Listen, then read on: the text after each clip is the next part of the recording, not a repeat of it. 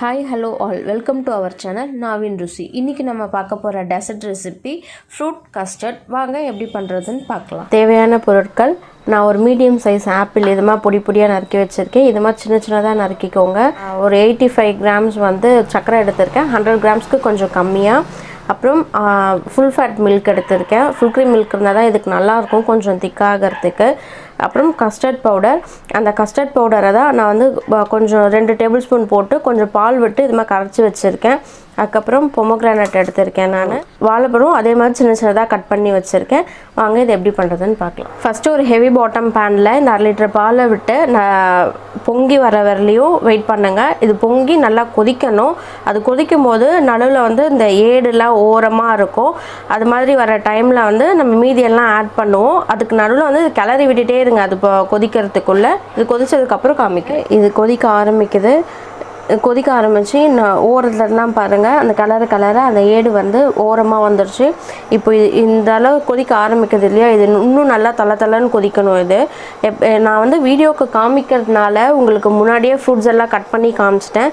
இது நம்ம பண்ணிவிட்டு ஆற வைப்போம். நீங்கள் அந்த டைமில் ஃப்ரூட்ஸ் எல்லாம் கட் பண்ணிக்கோங்க. இல்லாட்டி ஃப்ரூட்ஸ்லாம் வந்து கலர் மாறிடும், நல்லா இருக்காது. கட் பண்ணி ஃப்ரிட்ஜில் வச்சாலும் அது செட் ஆகாது. ஸோ இது ஆறுற கேப்பில் நீங்கள் வந்து ஃப்ரூட்ஸ் எல்லாம் ரெடி பண்ணிக்கோங்க. இப்போ பாருங்கள், இது நல்லா கொதிக்குது.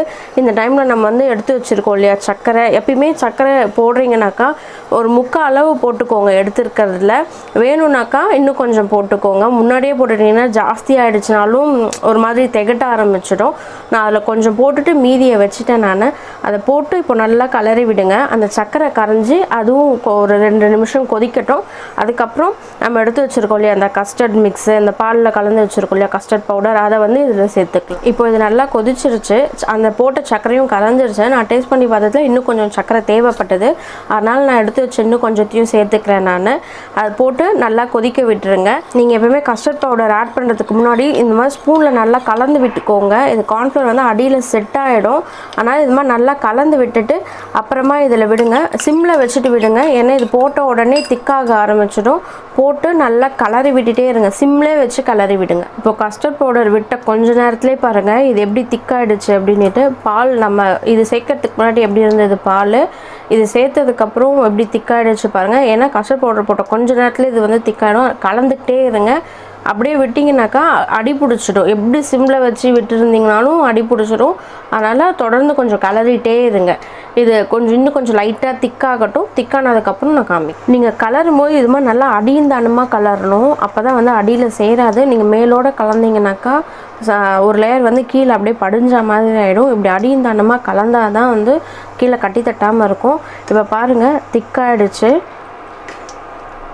இது இன்னும் கொஞ்சம் திக்காகட்டும். இப்போது இது நல்லா திக்காகிடுச்சு. உங்களுக்கு பார்க்கும் போதே தெரியும் பாருங்கள் எவ்வளோ திக்காக விழுதுன்னுட்டு பால். இந்த ஸ்டேஜில் வந்து இதை ஆஃப் பண்ணிவிட்டு நல்லா ஃபேனு கீழே நல்லா ஆற பண்ணிவிடுங்க. இது நல்லா சில்லுன்னு ஆனதுக்கப்புறம் தான் வந்து இதில் ஃப்ரூட்ஸ் எல்லாம் சேர்க்கணும். இப்போ இதை நான் சில் பண்ணிவிட்டு காமிக்கிறேன். இது நல்லா இப்போ ஆறிடுச்சு. இப்போ வந்து நான் ஃபஸ்ட்டு ஆப்பிள் சேர்த்துக்கிறேன். இது இப்போ நான் பண்ணியிருக்க குவான்டிட்டி பார்த்திங்கன்னா 4 பேருக்கான குவான்டிட்டி. இது 4 பேர் தாராளமாக இதில் சாப்பிடலாம். அதுக்கப்புறம் இப்போ நான் வந்து கட் பண்ணி வச்சுருக்க வாழைப்பழமும் சேர்த்துக்கிறேன். மாதுளம்பழமும் சேர்த்துக்கலாம். நீங்கள் வந்து கிரேப்ஸும் சேர்த்துக்கலாம். அதுக்கு க்ரீன் கிரேப்ஸ், பிளாக் கிரேப்ஸ் எது வேணாலும் சேர்த்துக்கலாம். ஆரஞ்சு, இந்த சாத்துக்குடி, இதை தவிர மீதி எந்த ஃப்ரூட்ஸ் வேணாலும் நீங்கள் சேர்த்துக்கலாம். நட்ஸும் சேர்த்துக்கலாம். நீங்கள் பாதாம், பிஸ்தா எப்படி வேணாலும் துருகி ஆனால் சேர்த்துக்கோங்க. முழுசாக சேர்த்தாக்கா சாப்பிடும்போது ரொம்ப இதாக இருக்கும். சின்னதாக அதையும் கட் பண்ணி போட்டுக்கிட்டிங்கன்னா ரொம்ப நல்லாயிருக்கும். இது வந்து 4 பேர் தாராளமாக சாப்பிடலாம். இந்த குவான்டிட்டியை நீங்கள் வந்து குழந்தைங்களுக்கு வெறும் ஃப்ரூட்ஸாக கொடுக்குறத விட இப்படி கொடுத்தீங்கன்னா இன்னும் லைக் பண்ணி சாப்பிடுவாங்க. இன்னொன்று, இந்த மாதுளம் பழத்தில் வந்து இதை மாதிரி பேப்பர் மாதிரி ஒரு இது இருக்கும். இது வந்து சாப்பிட்டாக்கா லேடிஸ்க்கு இந்த கர்ப்பப்பை ப்ராப்ளம்லாம் இருக்கவங்களாம் சாப்பிட்டா ரொம்ப நல்லது இது. அதுக்கப்புறம் இந்த ஹீட்டு ஜாஸ்தியாக இருக்கவங்க, வாய்ப்புண்ணு, வயிற்று புண்ணு இருக்கவங்களாம் சாப்பிட்டா அது ரொம்ப நல்லது. இப்போ இது ரெடி ஆகிடுச்சு. இவ்வளோ தான். இதை வந்து ஒரு 2 மணி நேரம் ஃப்ரீசரில் வச்சுடுங்க.